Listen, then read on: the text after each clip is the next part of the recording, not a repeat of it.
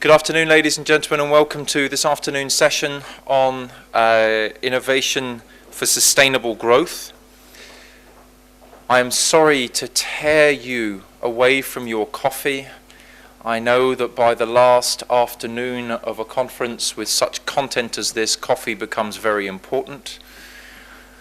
But I'm afraid that we have to be quite prompt in this session, because we will have the pleasure of hearing the European Commissioner for Health and Consumers in the session immediately after this one, and in this room, which means that under pain of extreme disapproval from the conference organisers, we must finish on time. And therefore I am going to be brutal with my distinguished panel of speakers. So we have the opportunity now to hear from some of the stakeholders in this process of innovation. We've talked a lot during this conference about how important innovation is, about how important it is to ensure sustainable growth. Represented here we have some of the key stakeholders in making that happen. We have Mr. Rolf Stadie, who is the chairman of the Pharmaceuticals and Medical Devices Working Group of the Association Internationale de la Mutualité. We have Nicole Denjoy, who is the Secretary General of the European Coordination Committee of the Radiological, Electromechanical and Healthcare IT industry. And we have Marianne Olsen, who is the President of the European Healthcare Management Association, with which I also have a link. And these are some of the key perspectives on how to generate information and how to innovation and how to use innovation in practice. And we've seen, I think, how much of a strength health systems are within Europe. In fact, I think that in comparison to the rest of the world, our health systems are one of the key strengths of Europe. They're not a disadvantage, they're not a cost, they're part of our key competitive advantage, and nowhere in the world does health and health systems better than Europeans do. And indeed, we heard from Professor Henke yesterday that the health sector is larger than any other in Germany, including the famous German car industry, which goes to show the potential added value of innovation in the health sector. But we need to distinguish, I think, between innovation and invention. Invention is when we discover the clever idea or the new drug or the new device. Innovation is when we actually implement that clever idea in practice. The better way of doing things, the better way of delivering care, the better way of organizing services. And we are in Europe very good at invention, but we share a common challenge, which is how to ensure that we can really do innovation. And we've seen in some of the earlier sessions in this conference the gap between the best performers and the wide performance across the whole of the system. And I hope that maybe how we can go about addressing that gap and how we can go about bringing innovation really into practice is something that we will maybe be able to explore a bit further during this session when we look at the perspectives of some of the organizations which are closely involved in paying for that, in implementing it, and in making those innovations available and effective in practice. So, Rolf, may I turn to you first to bring us the perspective of the payers in terms of how to support innovation in reality. Yes, thank you. And I thank the organizer that they invited the AIM to this conference. AIM is a collection of sickness funds and mutuals from old Europe mainly, and although we are organized differently, we still got common interests, and that's the reason why we got together. And I have to declare, at first, growth and innovation. We, mutuals and sickness funds, can't do anything for growth, because growth means more money, and if we spend more money, we have to get this money back from our members, and then they won't have the money to spend, so it's a nil thing. But we need innovation. In all health systems in Europe, pharmaceuticals play an important role in patient care. Since the 90s, the expenditure on pharmaceuticals was constantly increasing. The most serious problem of the pharmaceutical market is the compulsory evaluation of new products and to find out how innovative they really are and how much additional benefit they offer. The additional benefit is not always sufficient for authorization, and on the basis of a relatively small number of patients, we have received this medication during clinical trials. We all agree that health is not a good like all others. Therefore, health protection funds and health insurers defend universal access to health care and high quality of care. Health protection bodies in Europe have to face a lot of challenges in order to guarantee this universal access of health care. When the increasing aging population we need, or with the increasing aging population, we need to find a reconciliation of the growing demand on access to health care and the limited resources of the healthcare systems in Europe. At the same time, it is important that the quality of healthcare will be kept. High quality means the best treatment for the patient, but treatment which is also affordable. Innovation is important and we need it, but not at any price. More and more people in the countries of Europe, of the European Union, are aged over 65 years. Much of the rest of the world, including low and middle income countries, is moving into a similar direction. Patients, particularly elderly people, often require medication of multiple chronic conditions such as heart disease, stroke, cancer, diabetes, osteoporosis, and lack of pain, hearing loss, and Alzheimer's disease. These conditions require more investment in research and innovation to bridge the pharmaceutical gaps.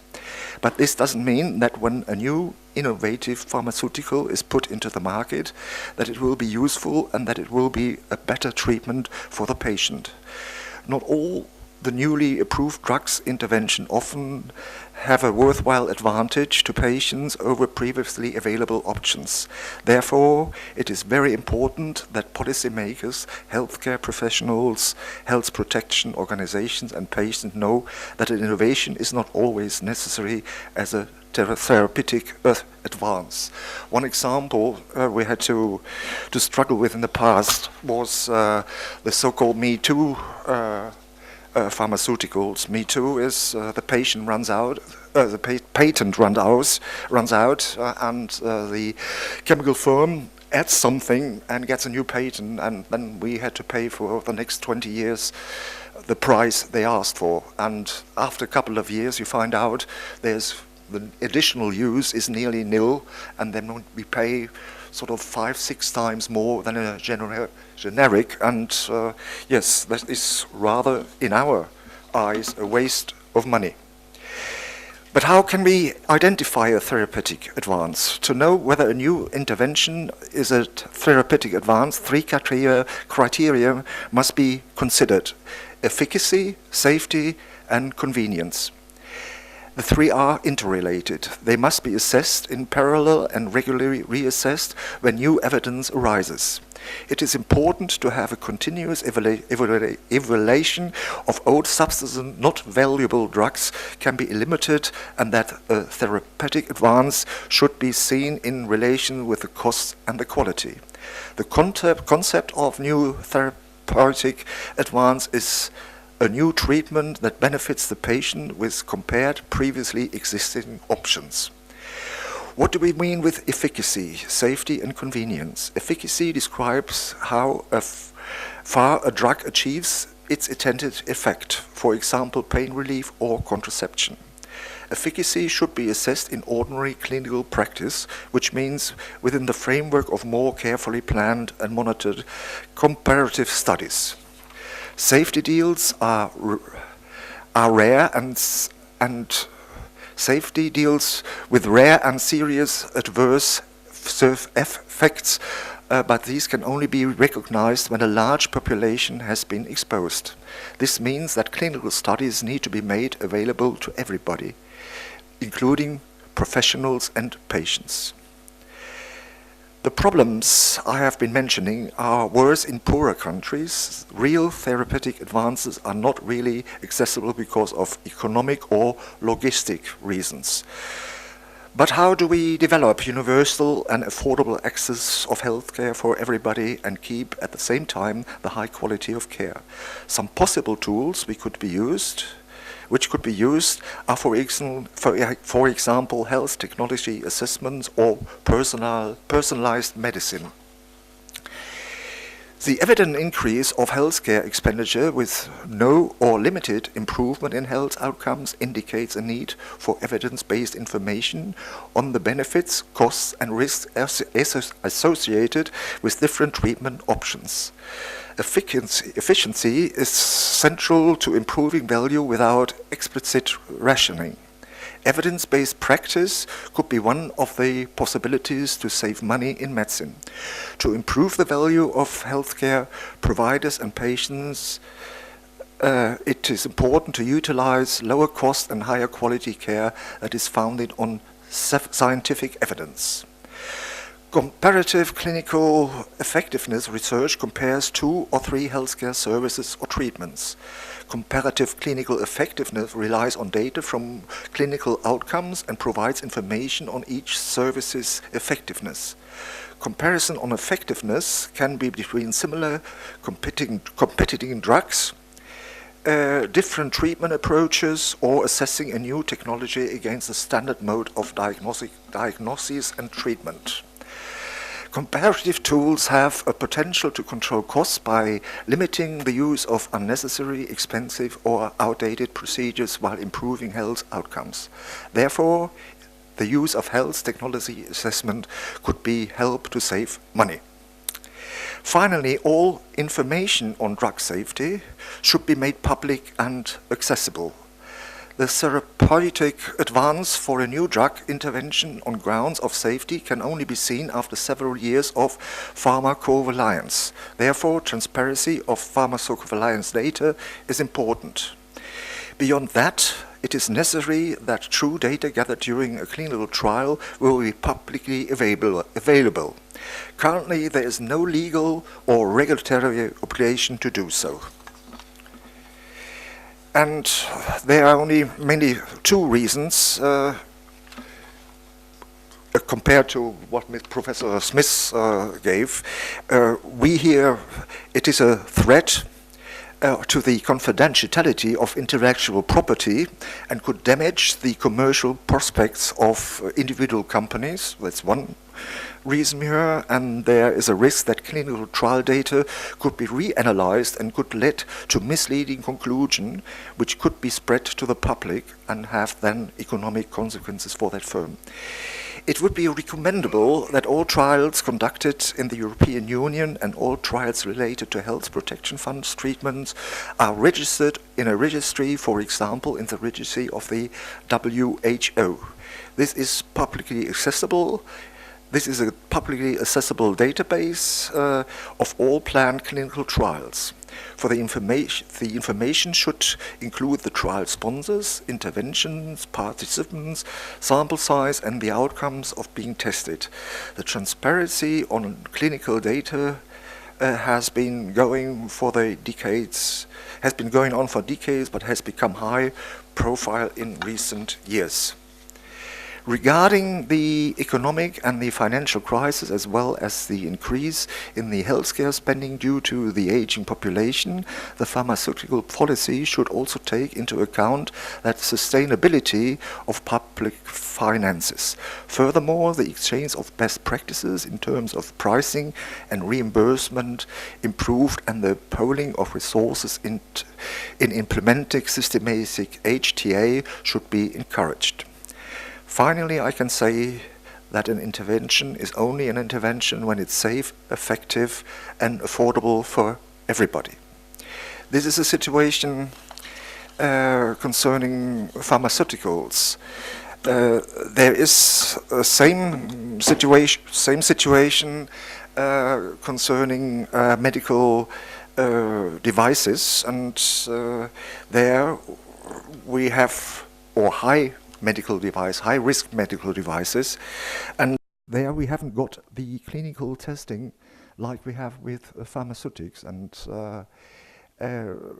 in Germany, for examples, we had to replace more than 10,000 hip replacements since 2005, and we wish, our members wish, there could be more clinical trials in this field too, so that we could achieve a better situation there. Thank you. Thank you very much. Thank you very much also for keeping very accurately to time, and I'm sure that we will be able to repair that. I understand your intervention, therefore, as being one of the key messages as being that for innovation really to work, we need to have evidence, and evidence, not only the evidence which is required by the formal licensing process, but evidence which is in advance of use in practice and which is only on one product, but evidence which is in the real world use and which is maybe comparative between different products. Is that a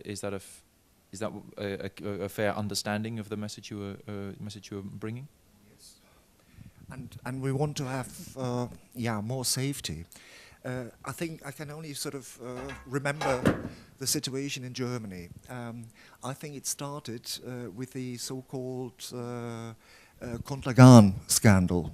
That was a scandal in the 60s, and it was the biggest scandal as far as I know. And then in Germany, you had, as a firm, had to make clinical tests before you could put a thing into the market. And nowadays, we haven't got such a thing. It didn't happen, but still, pharmaceuticals have to be taken off the market. It happens quite often, and our claim is that we have more transparent information, so we can avoid this thing. Okay, I understand. Thank you very much.